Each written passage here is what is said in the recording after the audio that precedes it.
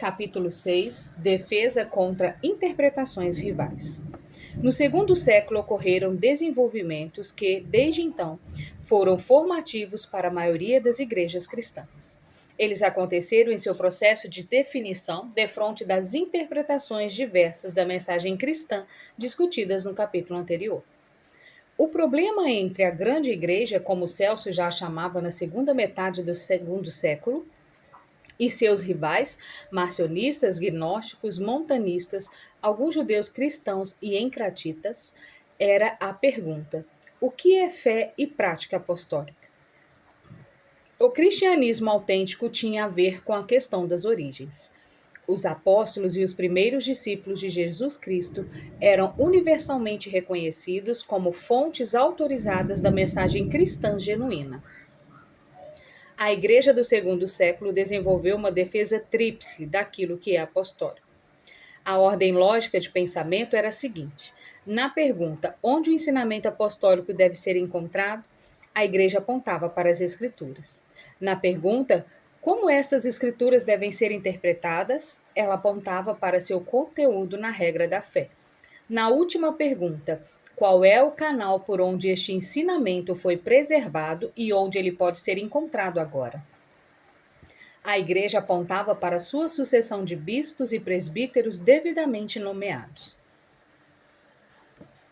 De acordo com a ordem histórica em que cada um deles alcançou sua forma definitiva, a Igreja reivindicou o ministério apostólico, o episcopado, uma fé apostólica, regras de fé e credo, e escrituras apostólicas, cânon.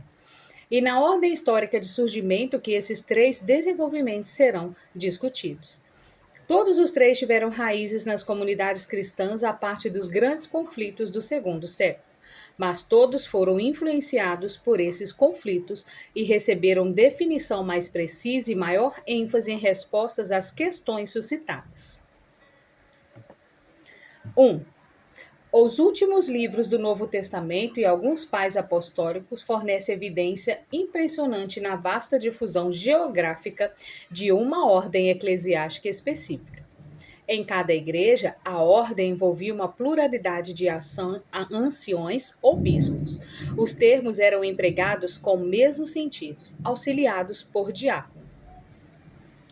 1. Jerusalém, Judéia, Atos 11:30, 15:6 e Tiago 5:14. 2. Síria, Didaque, 15:1. 3. Galácia, Atos 14:23. 4. Ásia Menor, 1 Pedro 5, do 1 ao 4. 5. Éfeso, Atos 20, 17, 28, 1. Timóteo 3, 1 ao 13. 6. Filipo, Filipenses 1, 1. Policarpo, Filipenses 6. 7. Corinto, 1 Clemente 42, 4, 44, 3, 6.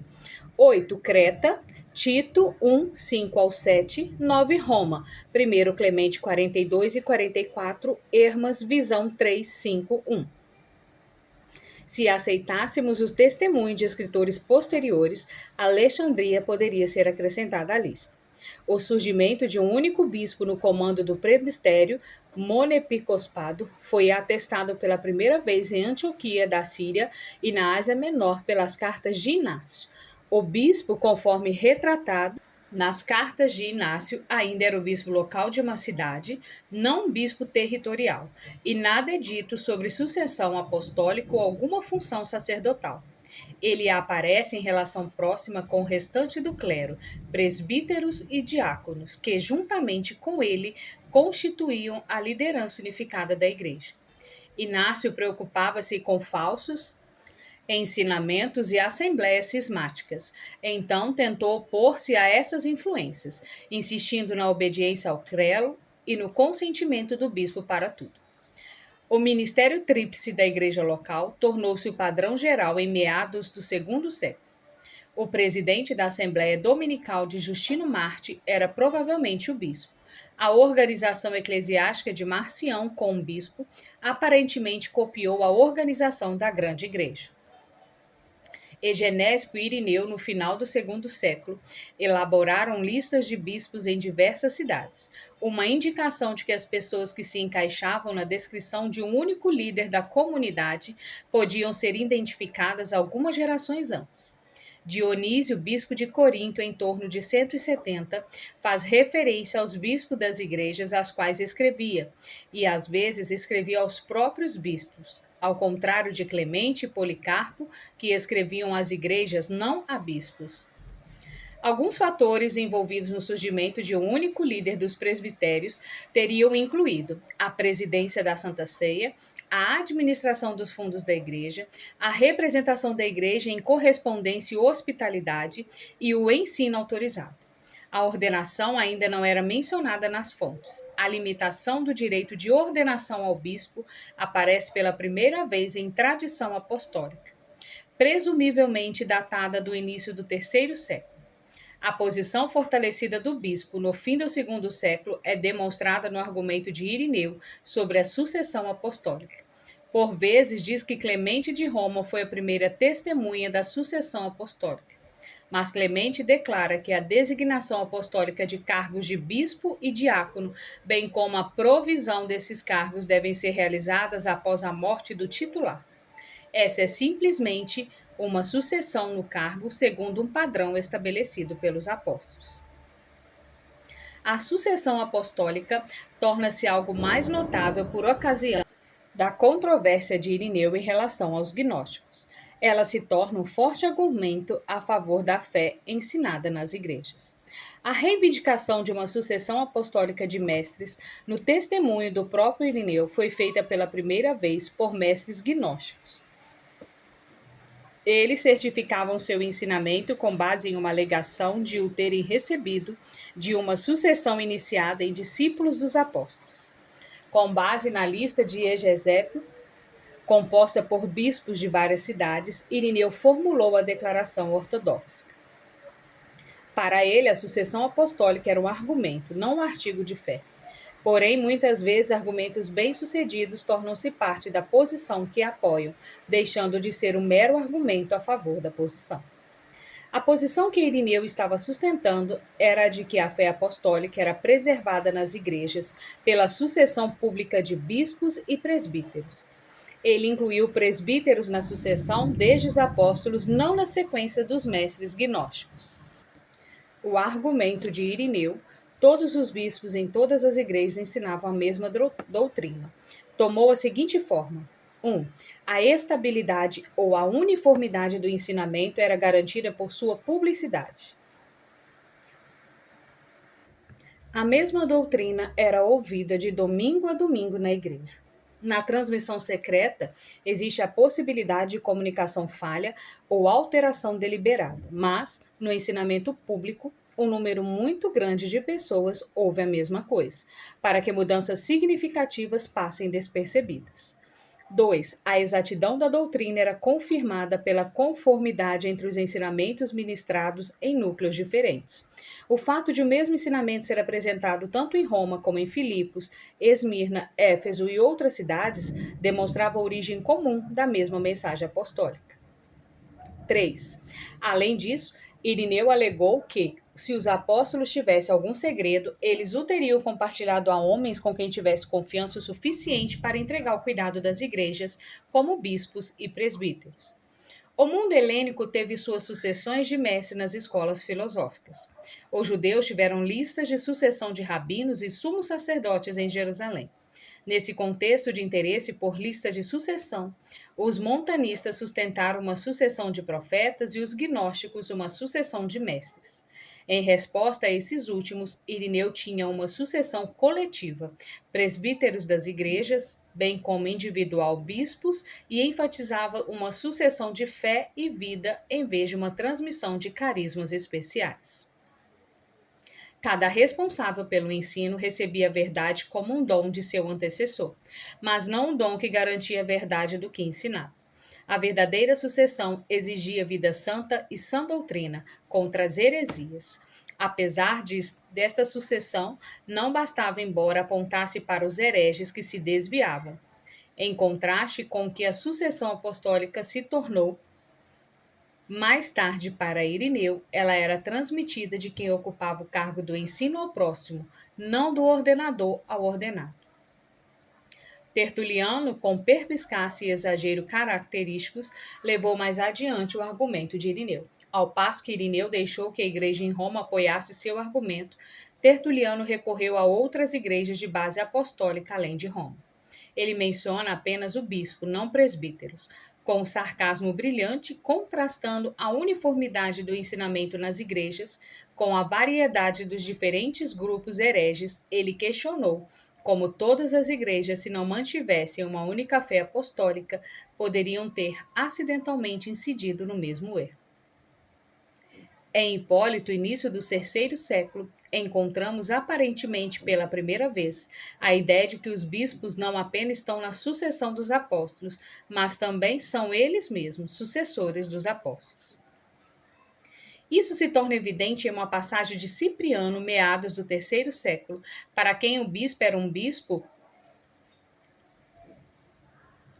em toda a igreja, não apenas o bispo de sua própria comunidade. O episcopado era uma única propriedade que governava a igreja, uma propriedade compartilhada por todos os bispos. A identidade do episcopado e do apostolado tornou-se regra no quarto século. Segundo, regra de fé e credo apostólico. O ensinamento correto transmitido nas igrejas pelos bispos e presbíteros era resumido para Irineu pela regra de fé, ou, em suas palavras, era o cânon da verdade. Para ele, o cânon da verdade representava o enredo das Escrituras, o desenrolar das disposições ou dispensações no plano salvífico de Deus. Os antigos investigadores da história do desenvolvimento dos credos muitas vezes obscureciam as coisas confundindo regra de fé com credo. O conteúdo dos dois está relacionado, mas tinham diferentes funções, as quais explicam a variedade de expressões empregadas em referência às regras de fé e a relativa imobilidade de expressão no credo apostólico. A regra de fé era um resumo da mensagem apostólica que expressava o conteúdo legítimo das Escrituras, não um corpo separado da doutrina. Em termos de conteúdo, ela era mais ou menos semelhante ao querigma, como agora se utiliza nos estudos do Novo Testamento como resumo da pregação apostólica. O credo, em contrapartida, era a fé confessada pelos convertidos à pregação apostólica, uma fé confessada especialmente como parte da cerimônia batismal. A fé pregada, regra de fé ou cânon da verdade, também era a fé crida e confessada, credo apostólico. As declarações da primeira serviam a muitas situações, e assim suas expressões eram flexíveis conforme o propósito do autor, ao passo que as declarações do segundo ocorriam principalmente em contextos litúrgicos específicos e em pouco tempo estabilizaram-se em uma expressão relativamente definida.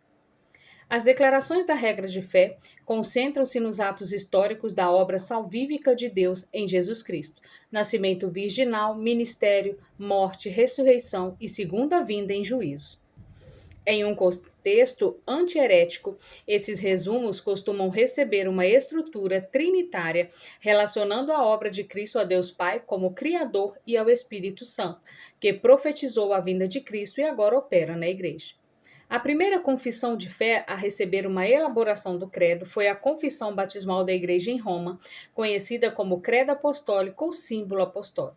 Símbolo significa sinal, emblema de uma identidade ou marca de um pacto, e assim passou a ser quanto à fé.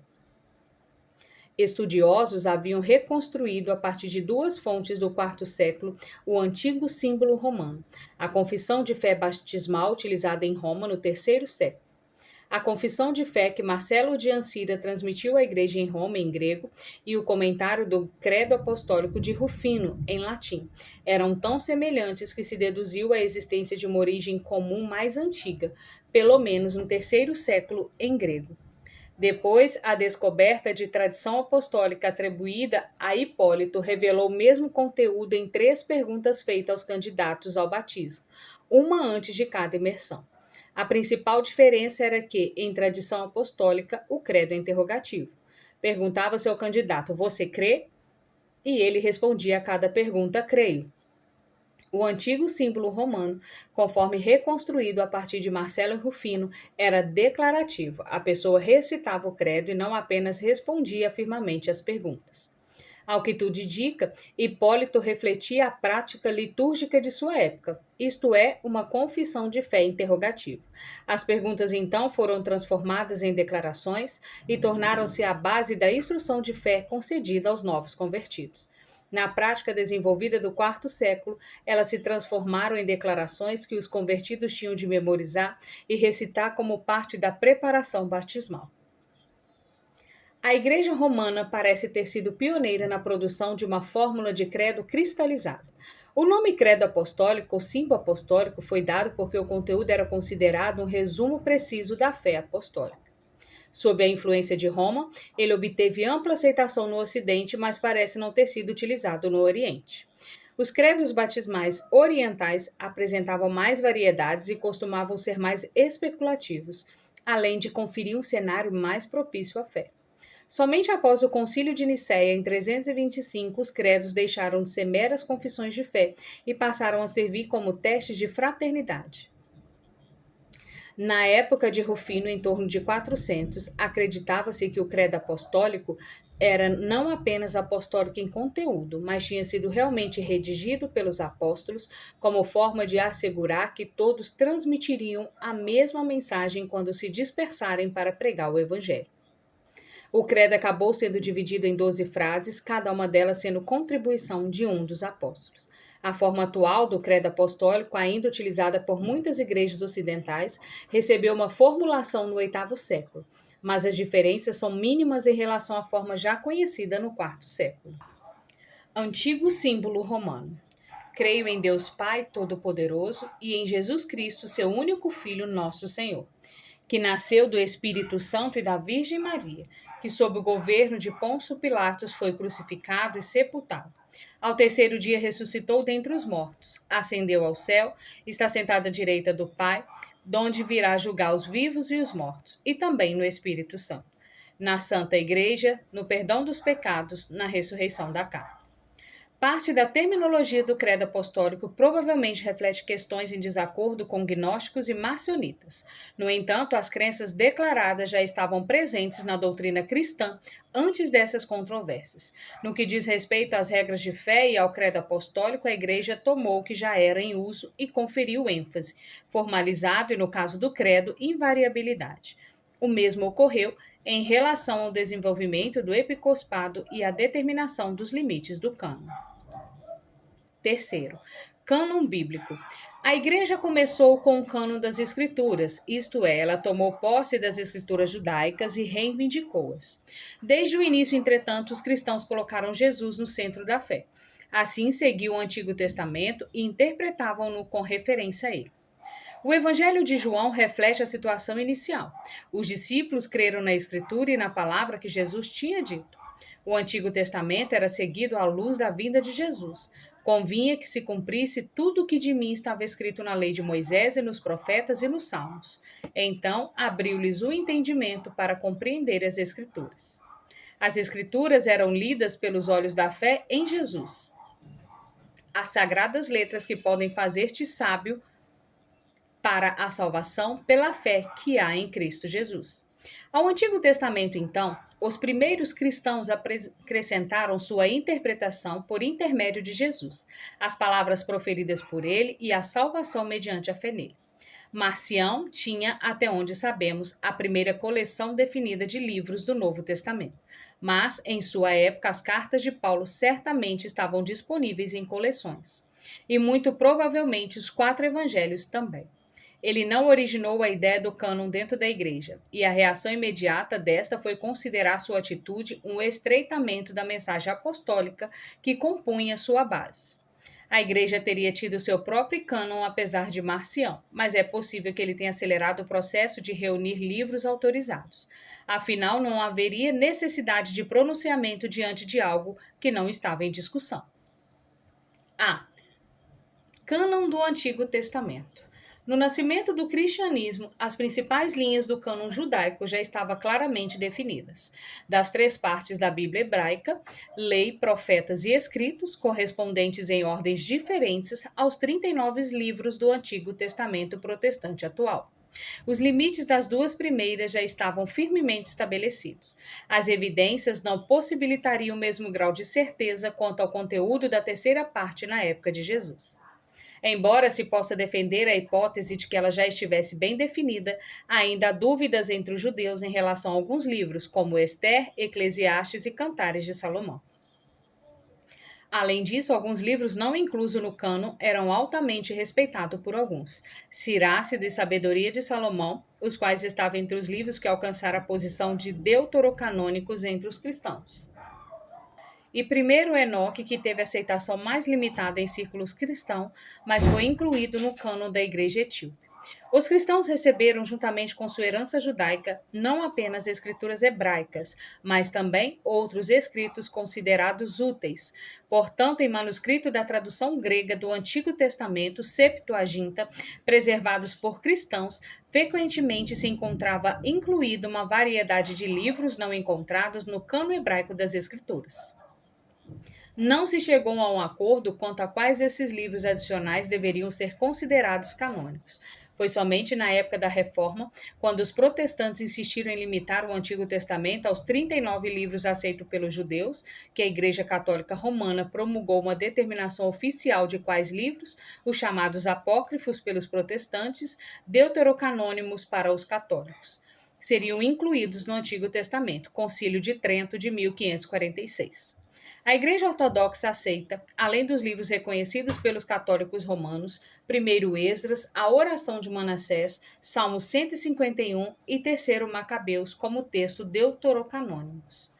Antigos estudiosos cristãos que pesquisavam o assunto listaram os livros do Antigo Testamento segundo o cânon judaico. O primeiro deles de que temos conhecimento foi Melitão de Sardes, cuja linha corresponde ao cânon hebraico, exceto pela ausência de Ester, na segunda metade do segundo século.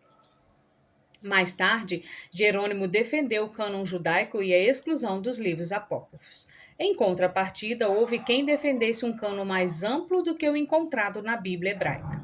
Dentre eles, destacam-se Orígenes, até certa medida, que reconhecia o cânon judaico, mas defendia adições encontradas no texto grego, em especial de Daniel, a despeito das críticas de Júlio Africano, e, sobretudo, Agostinho, cuja autoridade determinava a postura da Igreja Latina, o qual estabeleceu a tradição que culminou na decisão em Trento. A abordagem intermediária de Atanásio foi típica de muitos. Ele listou como inclusos no cânon os livros aceitos pelos judeus, salvo pelo fato de também emitir Ester, mas considerou outros livros úteis para aqueles que desejam ser instruídos na palavra da verdadeira religião.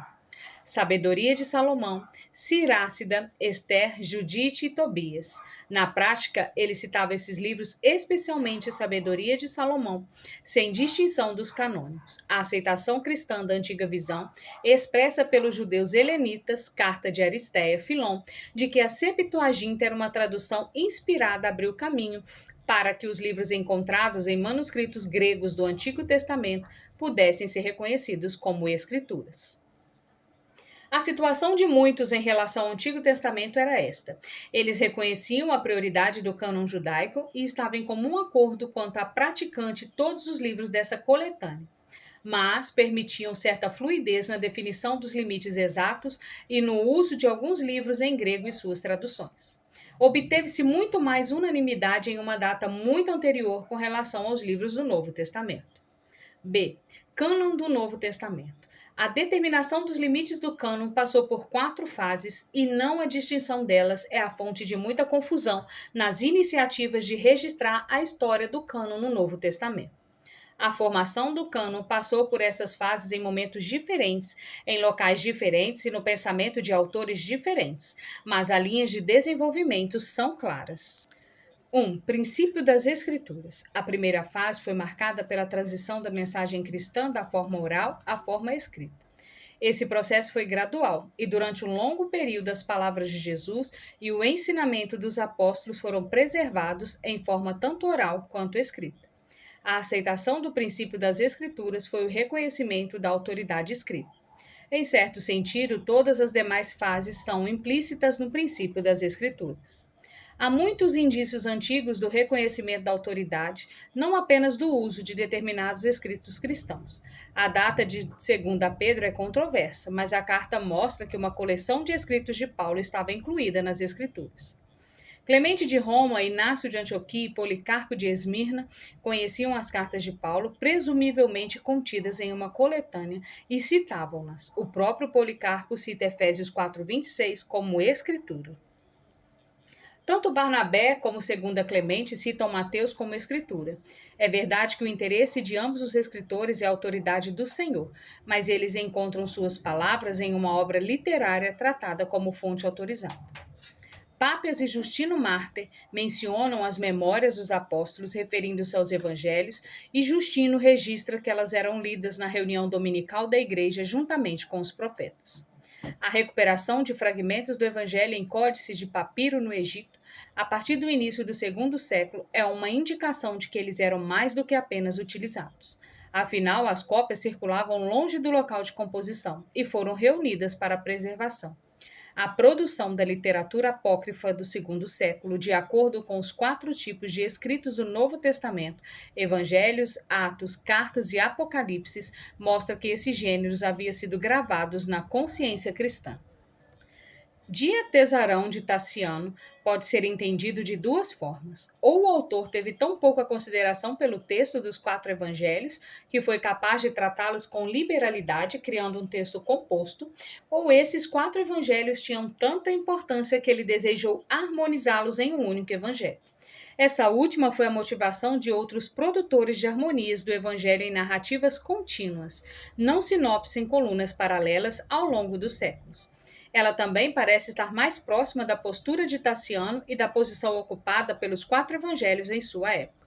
A aceitação do diatesarrão como forma padrão dos evangelhos durante um longo período na igreja síriaca parece demonstrar que ele era uma compilação de livros autorizados. Os gnósticos do segundo século argumentaram a partir das escrituras cristãs, por exemplo, os Basílides, e foi em seu meio que os primeiros comentários sobre os livros do Novo Testamento foram escritos, por exemplo, Elacrião sobre João. Sobrepondo-se à segunda fase, o princípio canônico, está a tradução dos escritos cristãos do grego a outros idiomas. Livros então reconhecidos como parte do Novo Testamento foram traduzidos para o latim e o síriaco, logo no segundo século, e para cópita. A palavra deriva do termo grego para Egito e refere-se à língua vernácula dos egípcios narrativos. No terceiro século, se não antes. Essa prática é uma indicação clara da importância e autoridade desse livro e da necessidade de que estivessem disponíveis na língua dos crentes. Vários autores do segundo século, Policarpo, Inácio, Irineu, Clemente de Alexandria, fazem referência a um padrão triplo de autoridade para os cristãos: os profetas, o Senhor e os apóstolos. Isso pode refletir uma periodização cristã natural da história, mas o agrupamento em 3 autoridades talvez reflita uma alternativa cristã à divisão tríplice das escrituras hebraicas em lei, profetas e escritos. Os profetas para os cristãos representavam todo o Antigo Testamento, em vez de considerarem Moisés um profeta e Salmos, bem como outros livros de escritos, textos proféticos. O Senhor e os apóstolos logo passaram a representar 2 partes no Novo Testamento, os evangelhos e os escritos apostólicos, se é que isso já não estava implícito aos primeiros que utilizaram a formulação. Assim, o Senhor está no centro. Os profetas e os apóstolos, respectivamente, antes e depois, testificam dele. 2. Princípio canônico. A segunda fase na formação do cânon é marcada pela transição do reconhecimento da autoridade escrita para o reconhecimento explícito de que o número de documentos escritos autorizados é limitado, embora a linha onde esses limites se encontram com precisão não tenha sido traçada. Nessa fase, o cânon é, na teoria, fechado, contudo, na prática, ainda é aberto ao reconhecimento positivo de determinados documentos como parte da fonte de autoridade, mas não há a determinação negativa de que somente esses documentos constituem a autoridade, visto que poderia haver outros documentos desconhecidos no momento ou acerca dos quais ainda não existia uma determinação final. Em princípio, a ideia do cânon foi estabelecida em torno de 180, quando Tertuliano escreveu Prescrição contra os hereges do início do terceiro século. Um de seus argumentos dizia respeito a quem tem direito às escrituras cristãs. Deve ter existido alguma ideia de uma entidade identificável, por mais imprecisa que fossem as fronteiras, para que se discutissem quem detém as escrituras e sua correta interpretação. Eusébio cita um escritor antimontanista em 192, o qual pressupôs que a revelação da nova aliança estava completa e podia ser encontrada nos documentos autorizados. O escritor faz um exagero retórico ao declarar sua relutância em escrever por receio de estar acrescentando a palavra da nova aliança do Evangelho, a qual nada pode acrescentar nem tirar, um ataque às profecias montanistas. Para que fizesse essa demonstração exagerada de humildade, deve ter havido algum conjunto de escritos reconhecidos. Caso contrário, não poderia ter identificado o período da revelação com certos registros escritos. Os escritos de Irineu, nas duas últimas décadas do segundo século, partem da escritura como um todo, Antigo e Novo Testamento. Ele passa pelas palavras de Jesus, pelos evangelhos, por Atos, pelas cartas de Paulo e por outros escritos apostólicos, citando praticamente todos os livros do Novo Testamento, a fim de refutar os hereges. Ele é bem explícito quanto à existência de apenas 4 evangelhos, afirmando que também há 4 cantos no universo e 4 ventos. Antes de destacarmos suas palavras por considerá-las a defesa fraca de uma posição igualmente fraca, devemos recordar a importância do simbolismo numérico no mundo antigo. Além disso, Irineu não estava defendendo uma inovação no que dizia respeito aos cristãos que representava. Ao passo que Marcião estreitou os evangelhos a um só, Lucas, e gnósticos expandiram-se com a produção de novos evangelhos. Irineu reconhecia apenas 4 evangelhos autorizados. Seu simbolismo numérico não é um argumento para estabelecer algo novo. Não é porque há 4 ventos que ele defendia e 4 evangelhos. Era por crer na existência de 4 evangelhos que ele se lembrava de outros aspectos da natureza que se apresentavam em número 4. Se ele acreditasse na existência de 5 evangelhos, teria empregado outra analogia. Se na existência de 3, outra. Um simbolismo adequado poderia ser encontrado independentemente do número de evangelho que tivesse recebido. A expressão Novo Testamento ou Nova Aliança era o título de uma coleção de livros para Clemente de Alexandria, Tertuliano e Orígenes, se já não era para Irineu. Por ter havido um título coletivo, deve ter existido alguma entidade identificada a ser nomeada. Esses escritores talvez tenham deferido entre si quanto ao local preciso dos limites, mas ao menos acreditavam ter algo sobre o que falar e ao qual deveriam dar um nome. A data do fragmento munotoriano entrou em discussão de quando no princípio canônico foi reconhecido pela primeira vez na Igreja. A data tradicional atribuída a ele no fim do segundo século sustenta a posição indicada pelas outras evidências já apresentadas, mas essa posição praticamente não está condicionada a essa data do fragmento muratoriano. Datá-lo do quarto século quase torna desnecessário reescrever a história do cânon do Novo Testamento. O fragmento muratoriano reflete em linhas gerais a situação que pode ser determinada com base em Irineu, Clemente de Alexandria, Tertuliano e Orígenes. No final do segundo século, havia um cânon essencial reconhecido praticamente por toda a grande igreja. 4 evangelhos, Atos dos Apóstolos, 13 cartas de Paulo e outros escritos apostólicos variados. Em geral, o Apocalipse era aceito no Ocidente, mas não no Oriente. Hebreus era aceito no Oriente como um texto de Paulo, mas não no Ocidente. Dentre as epístolas, as que tinham mais aceitação eram 1 a Pedro e 1 a João. As outras eram bem menos conhecidas. O cânon descrito no fragmento muratoriano reflete uma situação semelhante, mas seu conteúdo exato é uma espécie de anomalia na Igreja, seja ele do segundo ou do quarto século, Oriente ou Ocidente. De nossos 27 livros, o fragmento não menciona Hebreus, Tiago, 1 e 2 Pedro, e talvez uma carta de João. Não se pode determinar se algum desses foram mencionados como Mateus e Marcos nas partes faltantes do documento. Ademais, o documento inclui, se transcrito com precisão, a sabedoria de Salomão e o Apocalipse de Pedro em seu cânon do Novo Testamento. 3. Cânon fechado. A terceira fase é a passagem lógica do reconhecimento de um cânon, a tentativa de definir seus limites exatos de um cânon aberto a um cânon fechado. Nessa fase, houve esforços no sentido de evitar mais adições ou exclusões de uma lista já aceita. Logo, a partir do quarto século, surgem várias listas de escrituras canônicas. Esse fato tem sido utilizado para sustentar uma data no quarto século do cânon muratoriano. Na forma, entretanto, ele não é uma lista como os outros, mas uma discussão sobre os livros. Eusébio representa essa fase da história do cânon. Uma vez que estava muito interessado em estabelecer os limites do cânon, ele procurou determinar o cânon de Orígenes com base em seus escritos. Sua conclusão sobre o cânon corresponde àquilo que descobriu em Orígenes, com a diferença de que reduziu os resultados a listas e classificou os livros em diversas categorias. Eusébio apontou como livros aceitos em todo lugar: 4 evangelhos, Atos dos Apóstolos, epístolas de Paulo, incluindo Hebreus, mencionado por Orígenes, mas não por Eusébio, 1 João, 1 Pedro e Apocalipse, o qual ele questionava. Estes eram amplamente reconhecidos, mas contestados por alguns: Tiago, Judas, 2 Pedro, 2 e 3 João. Outros livros que não eram genuínos, mas também não eram considerados hereges, incluía Atos de Paulo, Pastor, Apocalipse de Pedro, Barnabé e Didaquê. Eusébio queria colocar Apocalipse nessa categoria. Por último, havia livros hereges que deviam ser totalmente evitados: Evangelho de Pedro, Evangelho de Tomé, Evangelho de Matias, Atos de André e Atos de João.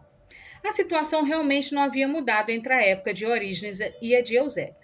Quaisquer dúvidas remanescentes ou falta de conhecimento sobre os livros presentes na segunda categoria de Eusébio foram logo eliminados, pois o conteúdo da primeira e da segunda categoria foi unido sem reservas na lista do Cânone de Atanásio de Alexandria. A primeira lista antiga a corresponder exatamente ao nosso cânon atual de 27 livros.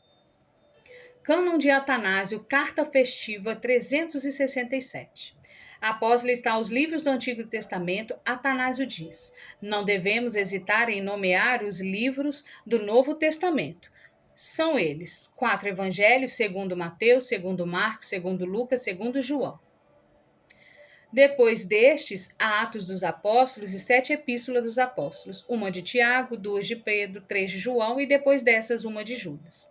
Em seguida, há 14 epístolas do apóstolo Paulo, escritas nessa ordem: em primeiro lugar aos Romanos, depois 2 aos Coríntios e então aos Gálatas e aos Efésios, em seguida aos Filipenses, uma aos Colossenses, 2 aos Tessalonicenses e uma aos Hebreus.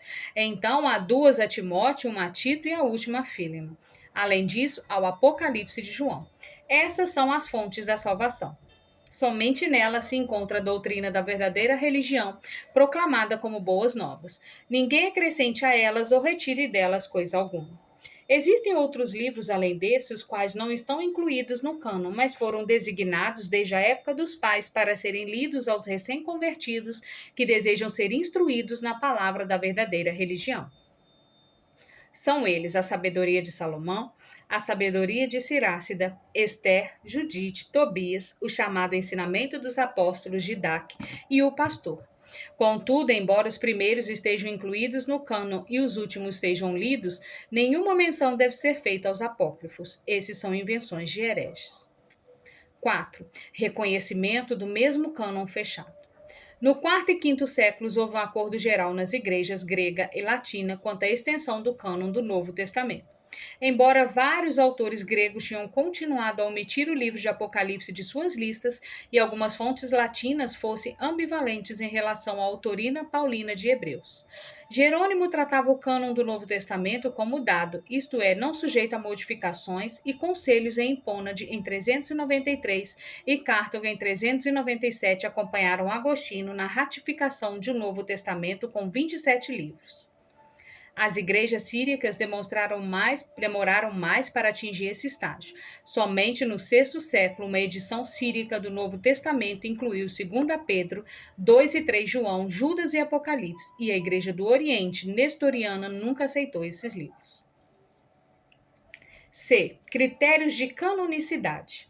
Não houve um tratamento sistemático da canonicidade na Igreja Antiga, mas o fragmento muratoriano é típico nas considerações que suscitem observações incidentais. 1. Inspiração. Todas as coisas nos 4 evangelhos foram declaradas pelo Espírito soberano. A postura da Igreja em geral parece ter sido considerar a inspiração um requisito mínimo, mas nem todas as obras consideradas inspiradas de alguma forma foram necessariamente incluídas no cânon das Escrituras. 2. Apostolicidade. Uma das razões para a rejeição de Pastor de Hermas foi que ele não pode ser publicado para o povo na igreja, nem entre os profetas, uma vez que o número desses está completo, nem entre os apóstolos, pois estes vieram antes. Não se insistia literalmente na autoria apostólica, pois o compilador do cânon muratoriano reconhecia que Lucas não tinha visto o Senhor em carne, sendo apenas um companheiro de Paulo. Os escritos apostólicos incluíam, portanto, além de livros escritos pelos apóstolos, livros provenientes de círculos apostólicos com autoridade apostólica. 3. Antiguidade. Intimamente relacionada ao item antecedente está a exclusão, se a tradução anterior estiver correta, de obras posteriores à sua época dos apóstolos. As obras de João, em contrapartida, são louvadas porque foi uma testemunha ocular e ouvinte, uma das coisas maravilhosas do Senhor. 4. Aplicabilidade a toda a igreja, universalidade. Foi feita uma analogia ao Apocalipse de João para explicar que Paulo, ao escrever às 7 igrejas 2 cartas para Tessalônica e Corinto, estava na realidade escrevendo a todas as igrejas, pois também João, embora tenha escrito às 7 igrejas em Apocalipse, estava dirigindo-se a todas.